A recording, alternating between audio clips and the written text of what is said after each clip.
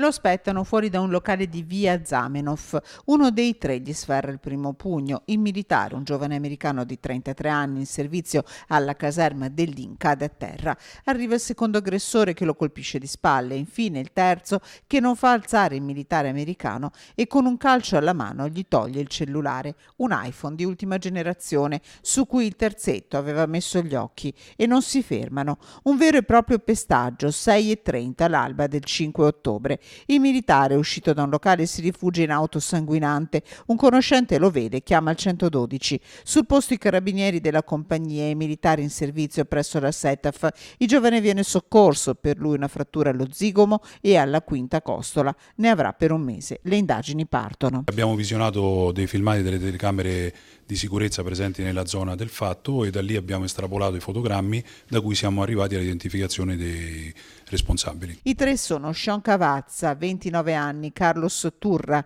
30 anni, René Gabrielli, 19. Oltre alle immagini li riconosce il militare. Per loro scattano le ordinanze di custodia cautelare. Con i carabinieri della SETAF entrano in azione i cinofili di Torreglia. In casa del Cavazza il cane Gommo fiuta una pistola con matricola a brasa, una Browning calibro 9 pronta a sparare con caricatori e proiettili, un pericoloso macete, lama 40 cm, una pistola a giocattolo. Tutto viene sequestrato e inviato ai RIS di Parma. Ci sono anche 30.000 euro in banconote facsimile da 100 euro. Un brutale pestaggio, quello del 5 ottobre. L'esecuzione violenta è quella anche che ha dato fondamento alla richiesta di ordinanza di custodia cautelare per tutti e tre gli elementi, proprio per la proditorietà dell'aggressione e la violenza dell'aggressione.